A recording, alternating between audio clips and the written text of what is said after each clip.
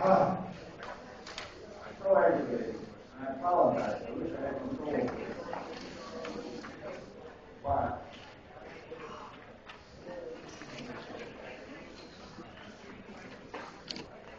This is where I left off. Yes. So you are the real scholar. Who's here? Right before third grade, who you are, with an opportunity to evangelism.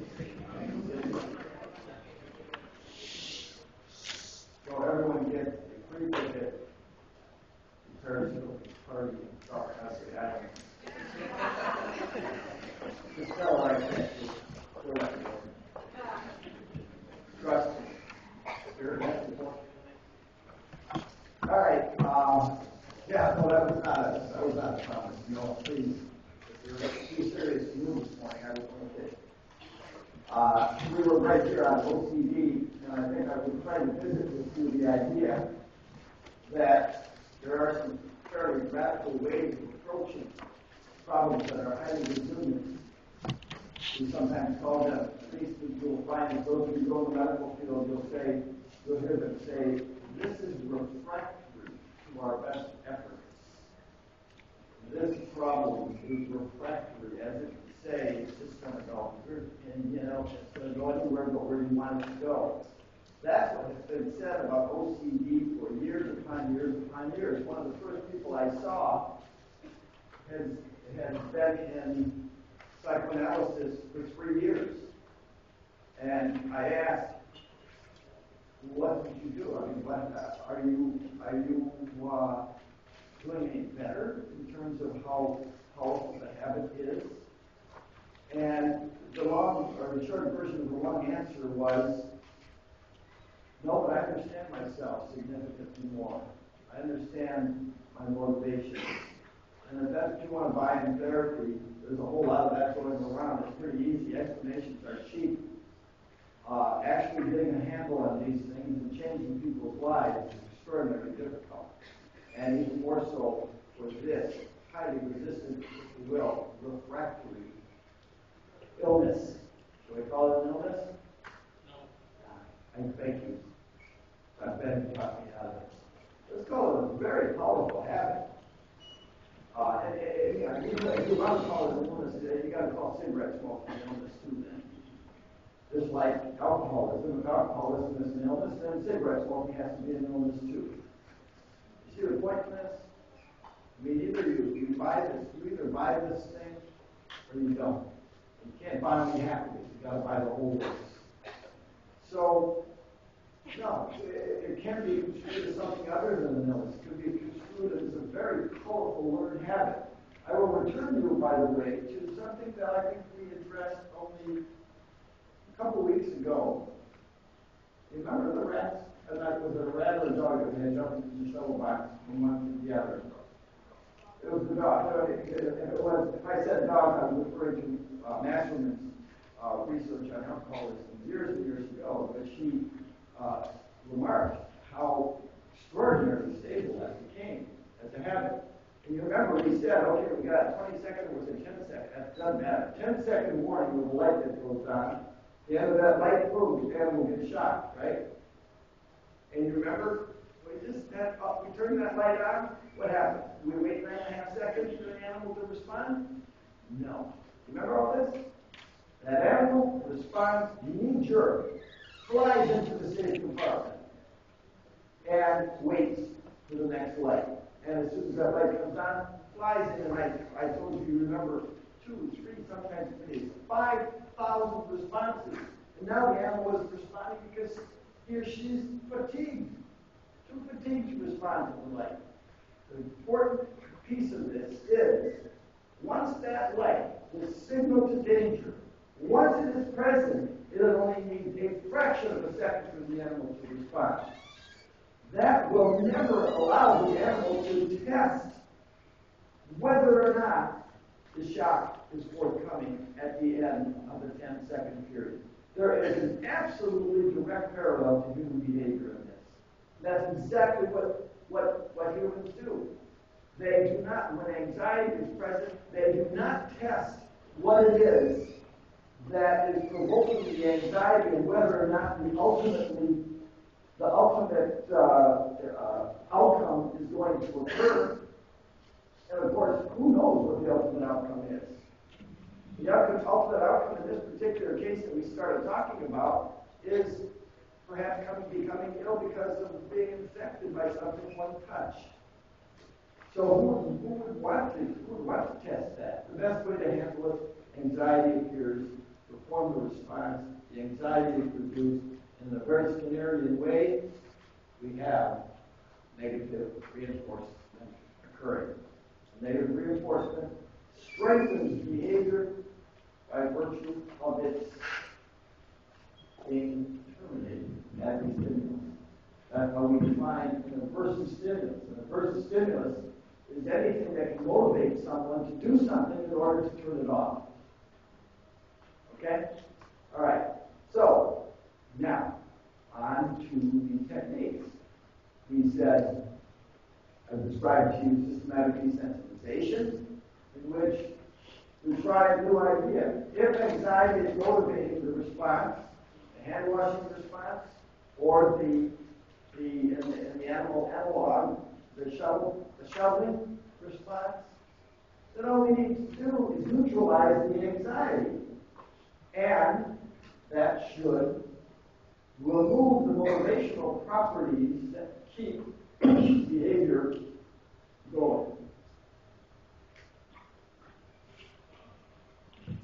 Now, when you do that desensitization, it gets to be very tricky business because desensitization, using relaxation to counter conditions against the anxiety that's precipitated by all of these, in this particular case, all of the presences of all of these journals would take a huge amount of time to do. And that's why, on to footnote number 4 here, someone figured out who has studied this in the shuttle box situation. Slam the door and turn the light on. The animal will be forced to experience the 10-second period at the end of which, by definition, no shock. Here, we said, this should take a break at the end of Wednesday's class. There is a procedure that derives directly from it. I'm not kidding you. The originators of this technique called flooding and response prevention literally use these animal analogs to create the circumstances under which the treatment would be applied. So, you know that there are 2 very difficult things that have to be done. Number 1, and by the way, the flooding comes from the idea that the person is flooding with the stimulus that's eliciting anxiety.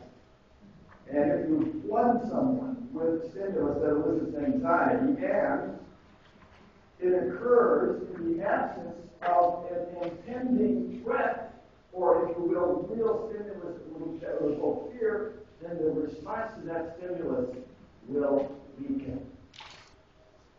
And then, of course, response prevention is a huge part of it, because if you allow the response to occur, it just simply continues to sustain itself by virtue of reducing the anxiety.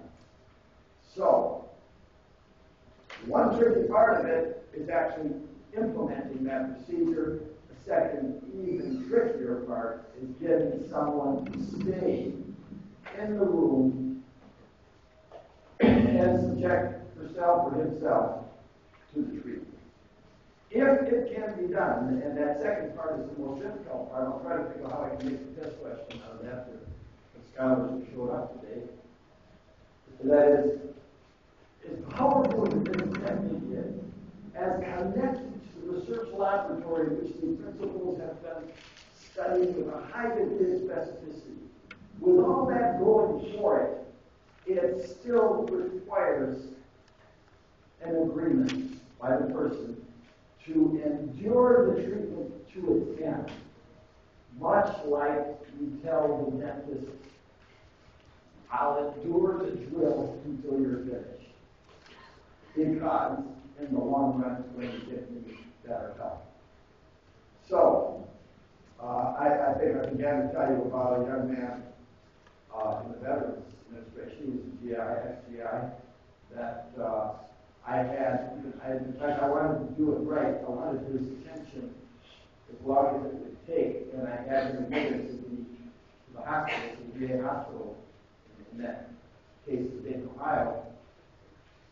And we were ready to do this, and at the very last minute, he said, I just can't do it. This is the guy, by the way, who was in medicine for maybe 5 years of psychodynamic oriented therapy before seeking help at the VA Medical Center.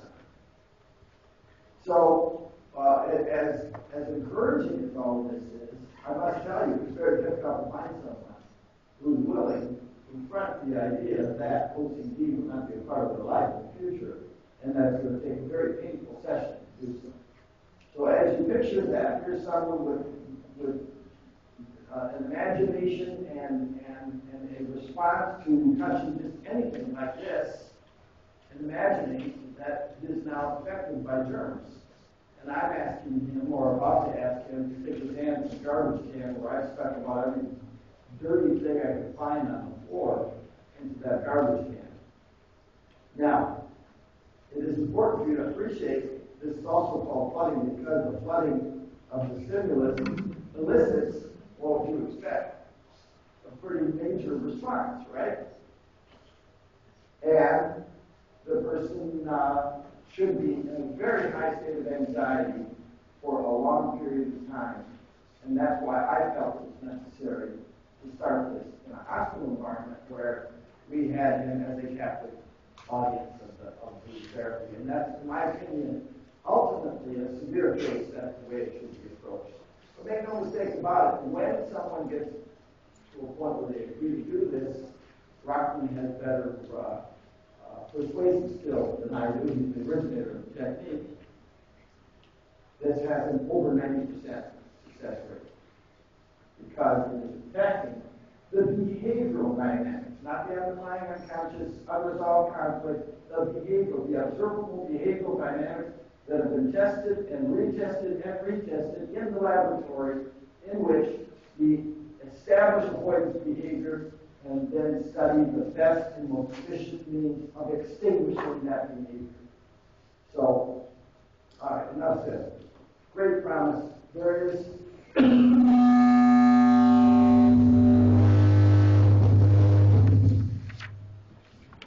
this is avoidance behavior, right? It's avoidance. Technically, psych majors correcting, it's escape behavior. You see how this can control my behavior because I try to reduce that versus stimulus. It's a perfect example of the kinds of things that motivate neurotic behavior.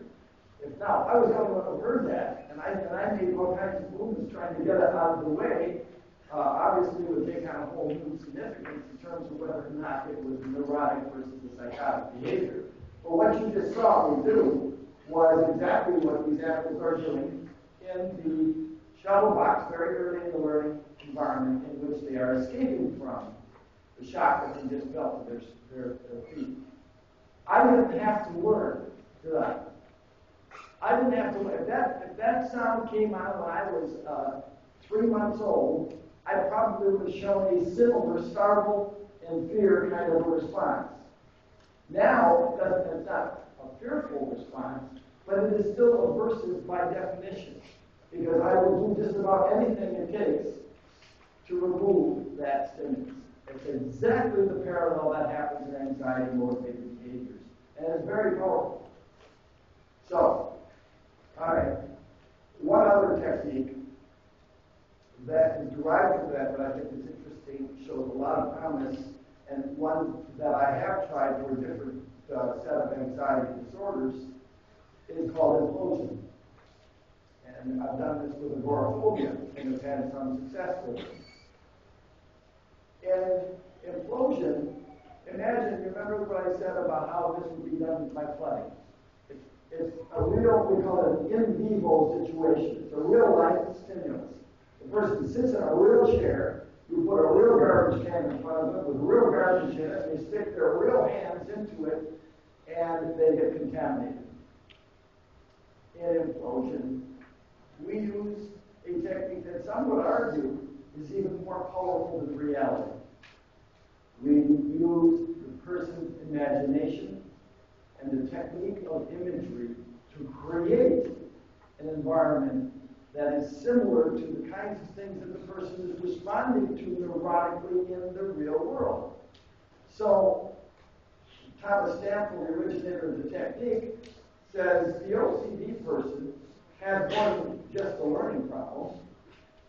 The OCD person, and he embraces the psychoanalytic approach as well. He says the OCD person has not only learned this escape avoidance response that is powerfully maintained by negative reinforcement, but at the core of it all, beneath it all, what is OCD but a problem originating in the anal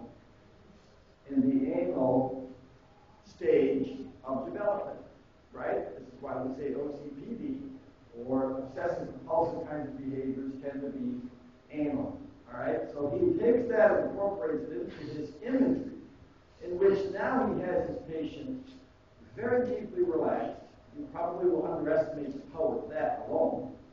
When you get someone in a very deeply relaxed, altered state of consciousness, their ability to focus and create an almost real-like situation out of their own images that they create in their imagination is extraordinarily powerful. So he gets them in that state, and then have them imagine that they're living in a garbage can. And now, because it's imagination, you can use anything. You can use sobbing, dripping mucus on the Kleenex that you have in there with, you name it, all kinds of disturbingly dirty things that are found in the sewer, perhaps even some sewerage gets thrown on top of everything that's already in there. The banana peels has sewerage on it, and yet now the person is living in there, and the person has to sustain life in there, so they're going to have to eat some of that stuff. So the patient is then directed to eating the stuff that they were fearing would contaminate them had they only touched it. And now after they've eaten it, they defecate that, and they have no other place to defecate this. Their excrement goes directly into the place in which they're living. So now Stampfel says, now you're going to eat your own excrement so that you can reintroduce all of these germs all over again. Can you imagine the imagery of that if we really got into it? Those of you who are snacking right now, I apologize. And those of you who are on your way to lunch, I apologize to you as well. But that is the imagery that he employs. So you think, what is this guy, a sadist? No. He is employing something that is so overkill. Think about it. If you survive, and it gets worse. It gets worse than that. Stan was a very aggressive guy. You can even see him. I used to have a video. I wish I had it now. But you can just see the more response he's getting from his patient, the more aggressive he gets about getting deeper and deeper into the imagery. And the point being here, all at once, if the germs on this video screen or this video monitor are enough to create an anxiety response, and you endure what I just put you through, those germs will take on whole new significance. And the data testing procedure is exactly corresponding to what it is that he's saying will happen. It's a very powerful procedure, has enormous potential, but not many people are trained in doing it. Okay, enough on OCD, but it is kind of a poster child for neurosis, I think, because the OCD people, remember the idea of neurosis that I threw at you a while back, that neurotics tend to restrict their world in which they live by virtue of their fears and their anxieties, create a much smaller world in which they feel allowed to live in. The OCD person does that too, really, because you see They're creating all kinds of restraints on the kinds of things that they can do, and then when they mistakenly do the things that they think they shouldn't do, they have to engage in these rituals to cleanse, if you will, to purge that element. Textbook neurotic behavior. PTSD, on the other hand, and we present this in the context of anxiety disorders, is something more than neurosis, if you will, by the standards that we applied to that term earlier in the course.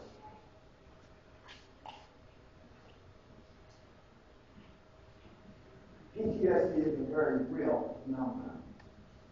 I introduced you to adjustment disorder, and when I introduced you to it, I said, that which traumatizes the person is really not traumatic. It is a common stressor. Remember that?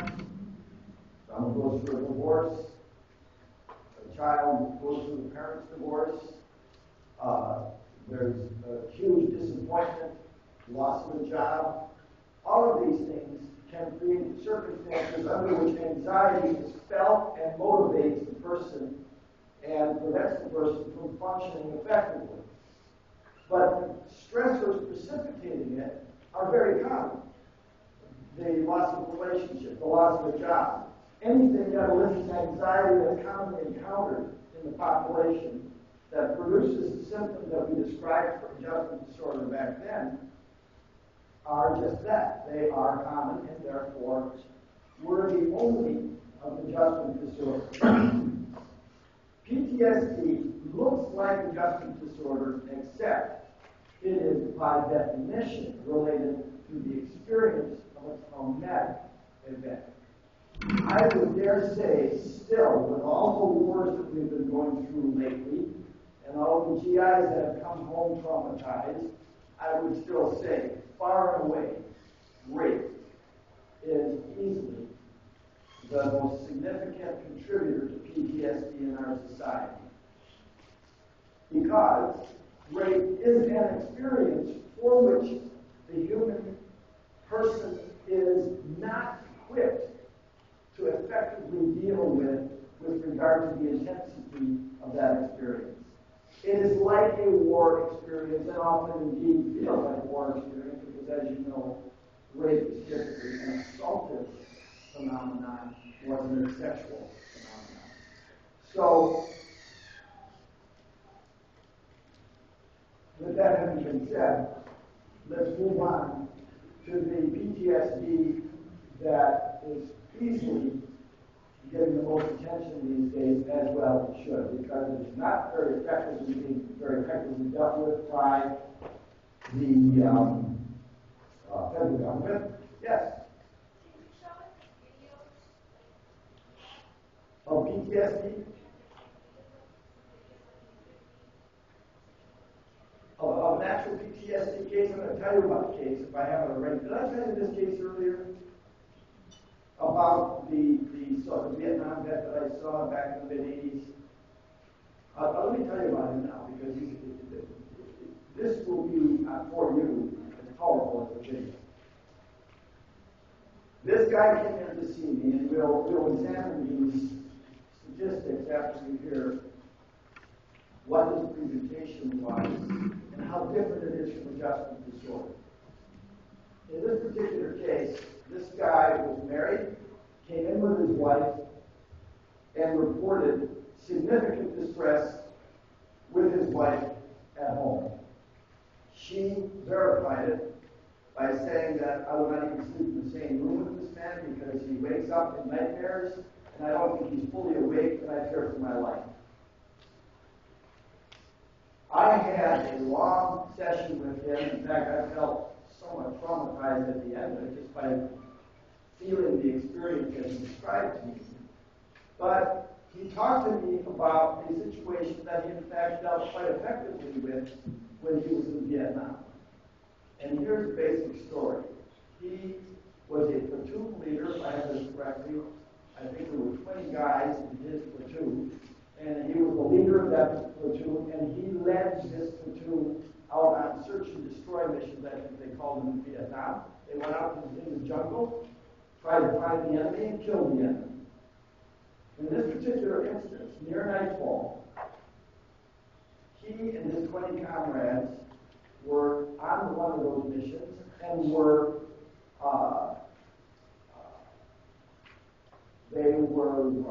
I've got to blocking the word where you get trapped. Ambushed, thank you. They were ambushed in the middle of this exercise, and there was a long and intense firefight. He and one other guy were able to make it back to camp or whatever it's called, headquarters. And the next morning, of course, it was his responsibility at daybreak to go with the people that were responsible for these kinds of things, to go back and find casualties. As he returned to the site of the ambush, he found that his comrades had all been killed. They had all been decapitated, and their heads were hung in trees. It was his responsibility to retrieve these heads out of these trees, get them back to the correct body, in the body bag with the dog tag, and get all of these bodies brought back to headquarters. He had about, in the Vietnam War, there was a 1 year, people did a 1 year, soldiers did a 1 year deal. He had about 3 months left on his 1 year in combat, and he performed this as well as anyone would be expected to perform. He did what he had to do under these circumstances. Needless to say, it was horrific, but he did it, and he stayed in combat for the next 3 months until he was out to be discharged and came home. It was only gradually later that these experiences started haunting him in his sleep and in his waking life. And before we knew it, this man was as dysfunctional as you could possibly be. He lost his job. Obviously, his relationship with his wife was severely compromised, very close to being over. And here he was in my office after having described that to me in greater detail than what I described it to you. He emphasized all in one case the primary difference between adjustment disorder, where the stress is stressful, loss of a relationship is a stressful situation, but it is not traumatic. By definition, this is traumatic. Humans are not equipped normally to tolerate what this man had to tolerate under the circumstances that I just described to you. And he became symptomatic in all of the ways that we'll see here. I will not ask you to remember all of the symptoms that we have listed here for PTSD. Suffice it to say, there are people in the VA medical system who are spending a lot of time dealing with these kinds of things. As you know, in Iraq and in Afghanistan, now more than what you would gather from the environment of Vietnam, there is, of course, the issue of these bombs and these vehicles that are rigged with explosive devices that cause serious mutilation, and those who survive come back often traumatized. Now, I don't know that there's anything important for you to necessarily remember on this particular slide, other than the fact that the orientation and understanding of this disorder as a disorder has had an evolution in which originally there was a very pejorative reaction by the military as to whether or not this was a real phenomenon. And today, it's finally understood that PTSD, and by the way, it was Vietnam that created the PTSD diagnosis and its legitimacy. And so it's now indeed seen as a real phenomenon creating serious dysfunction and disability.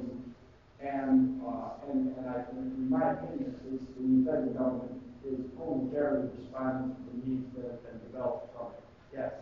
Does PTSD has to do with some repressed feeling or memory?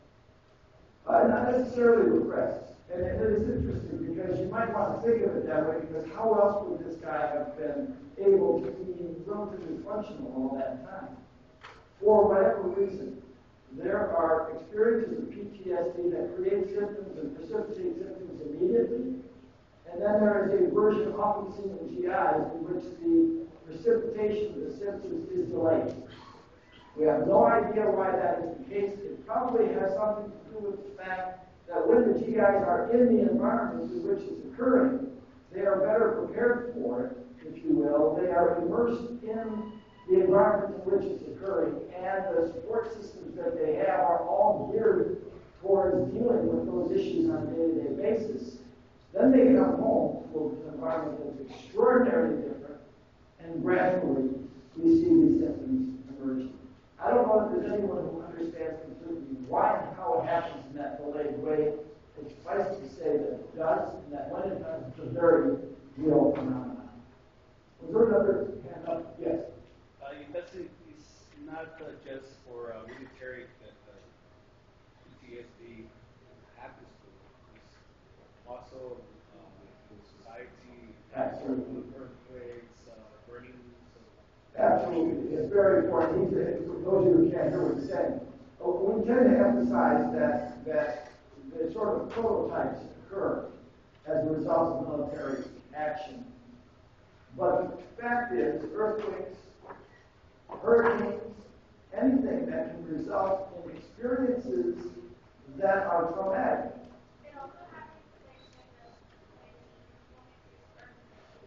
Like what?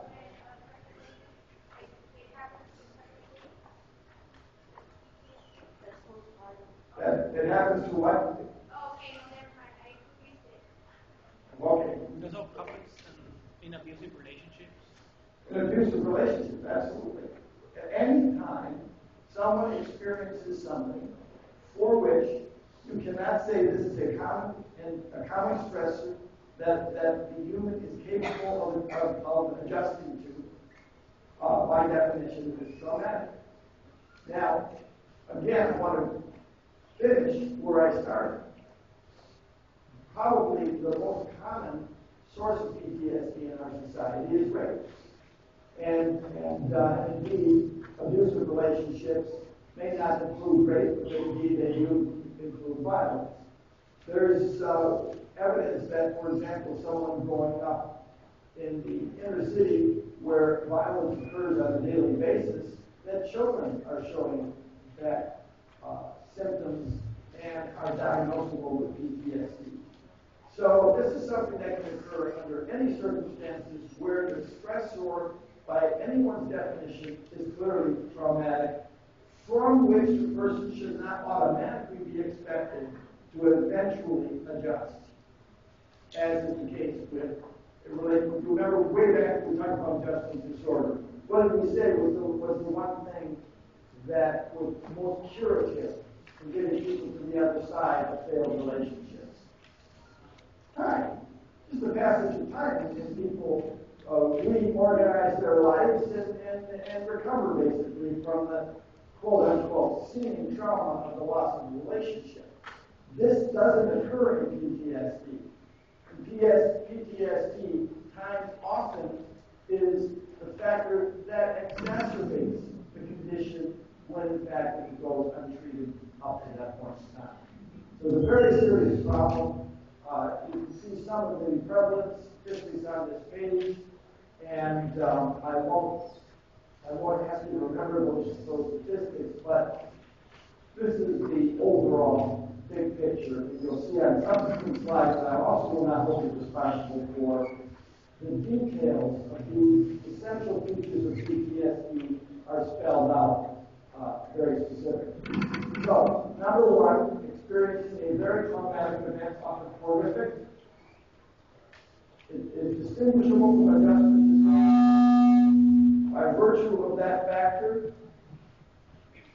That is, it is an uncommon stressor, by definition, traumatic. There is a painful re-experiencing of a traumatic event, and that can be either in ruminations. Ruminations are thoughts that return the person to the details of the event, or nightmares, as was the case in this particular individual that I described to you. There is avoidance of anything that looks like or could be similar to the situation that traumatized. This can play itself out in whether or not someone will go to a movie in which there's violence by virtue of whether or not you have more experiences in which violence traumatized you, or it can play itself out in relationships. A woman who has been raped is going to visit the next relationship with an entirely different set of attitudes and feelings about intimacy with a man. So the point being that as a result of the experience, there is an alteration of the way one perceives the world and responds to it. And then lastly, in PTSD, you see this constant state of hyperarousal and vigilance that something similar to it might reoccur or happen again. All right, I'm not going. I have these online. You can read them, but you can see there are numerous specific ways in which each of these general features presents itself. It's far too much to hold you responsible for, but it will give you a better feeling for what each general feature looks like in a very specific way. So they are online. And then last but not least, disturbing causes of significant distress or impairment. You'll recall, even here they will put, you must have sufficient amount of distress or dysfunction before it will become an Axis 1 disorder. I can't even imagine the circumstance under which this criterion wouldn't be established. Yes? Is there anything being done to prepare individuals for specifically military That is a great question, and I wish I had an answer to it. In my opinion, there's not enough being done to take care of the people who have symptoms of this disorder now.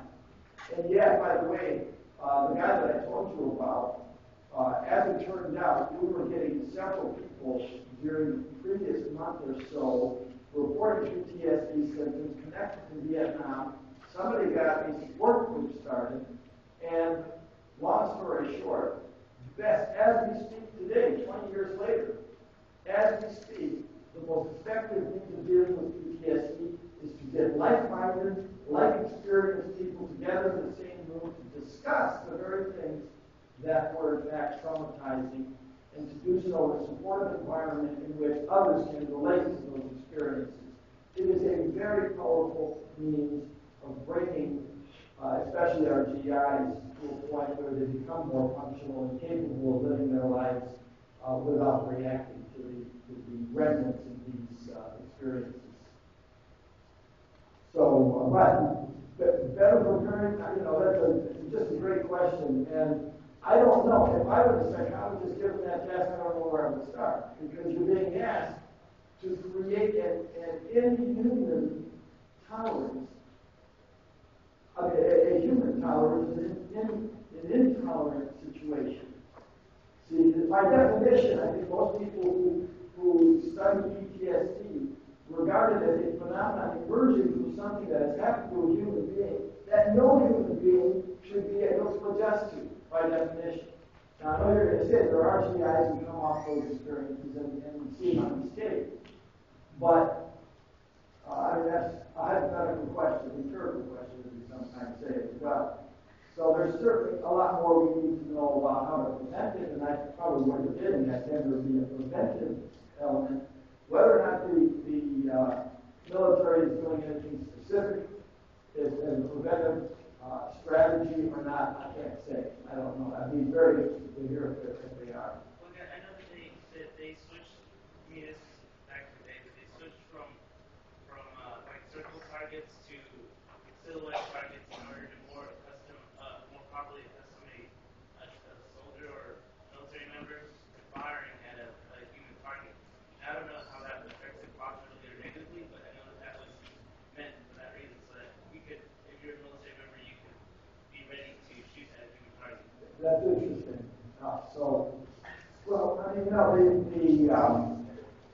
There are sociologists who study a lot of the ways in which Army dehumanizes the enemy in order to make the enemy less human and therefore more destructible, if you will.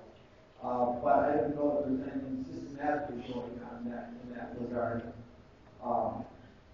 But it is an area that demands a great deal more study. And in fact, let me just finish I'm going to come back to PTSD in 1 second. I'm going to leave you with these thoughts for your spring vacation. But be aware that there's also an acute traumatic stress disorder in which symptoms subside, often without necessarily an intervention being employed. And it is acute versus post-traumatic stress disorder, the more chronic version of it, to the extent that the symptoms simply dissipate with time. PTSD normally de-escalate with time if it goes untreated. Now, with that having been said, I don't know if I've been on the soapbox yet, but I'm going to get on just for the few minutes we have left in class. If any of you are involved or have investment in any way concerning the development of the VA Medical Center here in the Valley, I wanted to share this statistic with you that has puzzled me for a long time. I've brought it up to politicians. I've brought it up. I was asked to be on a radio talk show once. Nobody had an answer for this. But indeed, my job, my first job in the VA Medical Center was in Dayton, Ohio, population 250,000 people. That was an 8-building complex with its own cemetery, with its own GI cemetery.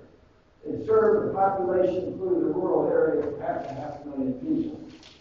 40 miles down the road, there was another VA Medical Center, major VA Medical Center in Cincinnati, Ohio. So I'm talking about in Cincinnati with just under 1 million population. 2 VA Medical Centers in that region. So is this a fluke? I moved to Nashville, Tennessee. We're in the middle of Nashville, run by Vanderbilt University. There's a major VA Medical Center. 35 miles down the road in Murfreesboro, Tennessee, there's another 5 or 6 building complex VA Medical Center with its own cemetery. And then eventually in my life, I come to the good old Rio Grande Valley. And one of the first things I ask is, where's the VA Medical Center? Because in fact, I was often, when I was a staff of one, I was consulting the other that was nearby. And I, of course, know the answer I got. It's a 3.5-hour, 4-hour drive to San Antonio to be a medical center. To this day, I have absolutely no explanation as to why there hasn't been a VA medical center in the Valley for at least 30 years. It is inexplicable or easy to explain if you just think about the socio-political issues that have often left the Valley with less than what people have elsewhere in the state and elsewhere in the country. But I think it's unconscionable when you consider the number of people in the Valley who have been in combat and returned and are told that for their major medical needs, they have to go all the way to San Antonio. Well, that's all I have to say at the end of the anxiety disorder. So I want you to think about that, and if you know of people who are currently acting on that front, get involved. Interestingly, now that we have a medical center discussion going on, the medical center, medical school discussion going on, it's the medical school that's been trying to act discussion, unfortunately. It should have been driven on patient issues and not medical center issues.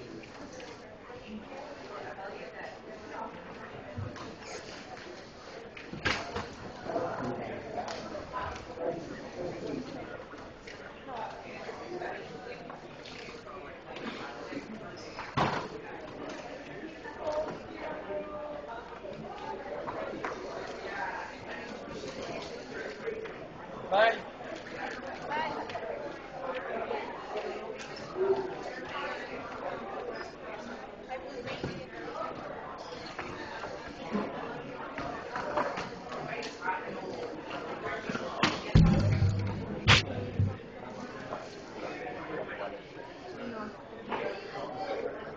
like